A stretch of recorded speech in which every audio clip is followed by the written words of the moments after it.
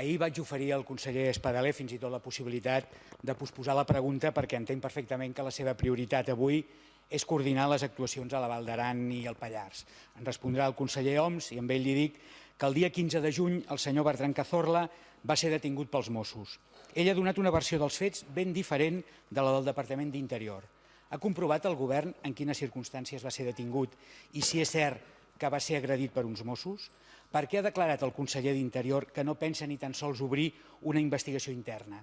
Sap si el conseller d'Interior ha vist les gravacions de la comissaria de Ciutat Vella?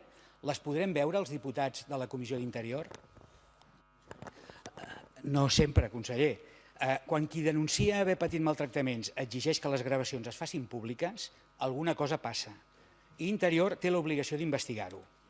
La detenció del senyor Cazorla no va ser en tant que periodista, sinó en tant que ciutadà. Les possibles agressions han transcendit perquè és un reconegut periodista. Ens haguéssim assabentat dels fets si la persona maltractada hagués estat un ciutadà anònim? Hi ha sensació d'impunitat en sectors minoritaris dels Mossos d'Esquadra.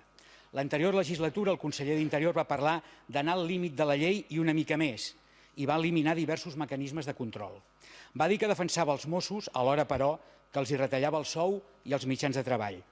Es van permetre abusos evidents com la detenció de 2 sindicalistes de SEAT després de la vaga del 29 de març, emmanillats dins l'empresa i incomunicats despullats a la comissaria de Martorell per una discussió amb un mosso de paisà el dia de la vaga.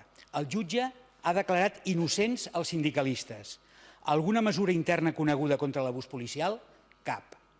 Ara una persona denuncia una pallissa amb bufetades i maltractaments a partir d'una detenció que sembla injustificada i fins i tot il·legal. El govern ha d'aclarir-ho. El prestigi dels Mossos no es defensa deixant sense investigar conductes inapropiades. Es defensa adoptant mesures disciplinàries contra els que, com pot passar en qualsevol col·lectiu, no compleixen correctament les seves obligacions. La setmana que ve es commemoren els 30 anys de la primera promoció de Mossos. La policia de la Generalitat va néixer per servir les institucions catalanes i alhora per ser exemplar pel que fa a la defensa dels drets humans. Pensen actuar? Es comprometen a informar del resultat dels expedients que es puguin obrir? Podrem accedir a les gravacions?